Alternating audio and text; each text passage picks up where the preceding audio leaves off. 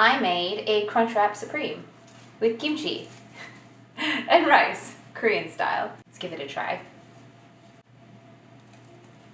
Oh my god, this is like my new favorite thing to eat. Ah!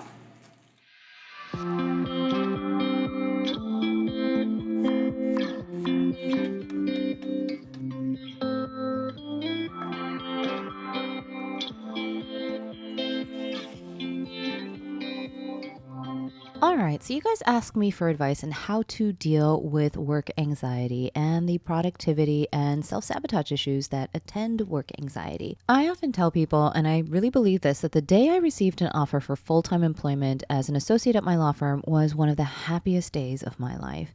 It felt like the culmination of decades of work from like elementary school all the way through to the last day of my summer internship at the firm. I knew my parents were going to be so proud of me, and I was proud of myself. It was a really big achievement, but mostly I felt an overwhelming sense of relief. My future was set. I was finally safe. Of course, I couldn't have been more wrong. That first year was so eye-opening. I knew almost nothing about anything. I couldn't even figure out how to set up my voicemail greeting, much less draft a motion or a brief. I remember a few weeks in, I accidentally made a typo in my search for Westlaw, and each search costs tens of thousands of dollars. So I went home weeping. I would often stay up all night long, unable to sleep, worrying about making another mistake, wondering whether the partners were happy with my work, freaking out about meeting my billable hours requirements. I actually never worried about working too hard or staying up late at the office or not getting enough free time. I was always much more terrified about whether I was doing a good enough job, whether I would one day get fired.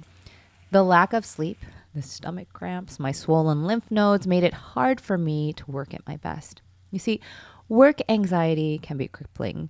While a healthy amount of anxiety can motivate you to stay on task and on top of things, at a certain point, overwhelming work anxiety doesn't propel you to do more or perform better. It can actually prevent you from doing anything, or even worse, catalyze a burnout, and you'll end up quitting before your time. I think there are certain things anyone can do in order to prevent work anxiety from spiraling out of control. Some of these things are practical. First, lists. I am a big proponent of lists. I get to the office, and on particularly busy days, the first thing I do is pull out a legal pad and write down every little thing I need to do that day, including things I've already done. Why? There's nothing that builds my confidence more than crossing off an item on that list. So it's totally okay to add that thing you did before you got to the office because you were extra prodigious on the commute. It's not cheating. It's just strategic. Second, find a good mentor. One of the reasons I selected the firm I work at is because I could tell that it had the kind of people I'd like to work with. You're going to see these people more than you see your significant other, your parents, even your kids. Be mindful of that when you decide where you work. I found 2 or 3 people who were not only like ridiculously funny, they had years more experience than I did, and they weren't afraid to tell me about all the times that they fucked up, like way worse than I did. As an associate, I can't even describe how heartening it is to have a partner try and one-up your fuck-ups. Third, come clean about your mistakes. That Westlaw search, I spent all night crying about it when I could have just told my mentor who would have shown me the hotline for Westlaw so they could remove the bad search and then laugh at me for being so freaked out about a non-issue. There's at least a 50% chance that whatever you're so anxious about at work is probably not that big of a deal. Fourth, even if it is a big deal, own your mistakes. Everyone makes mistakes, but only the truly professional and worthwhile colleagues take responsibility for their mistakes. Be the latter, because it's the only way you can also own your successes, something you will need to do in order to fend against the mounting insecurities and imposter syndrome that is trying to eat away at your joy. Lastly, ask yourself, what is really causing your anxiety?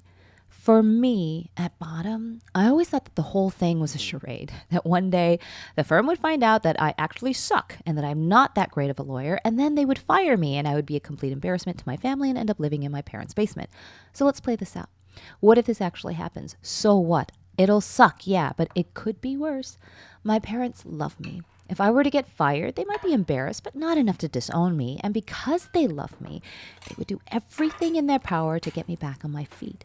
But more importantly, I know myself. I am the same woman who stayed up all night long in college to get through exams, who slept on the floor of her office to finish a brief, who survived heartbreak and divorce even when she thought it would kill her. I look back at all the things I'm proud of and know without a shadow of a doubt that even if the worst happens, I'll land on my feet. So, look back on your life. Think of those moments that you know you kicked ass and know that that person will carry you through all your worst moments so that you have the strength to power through your present.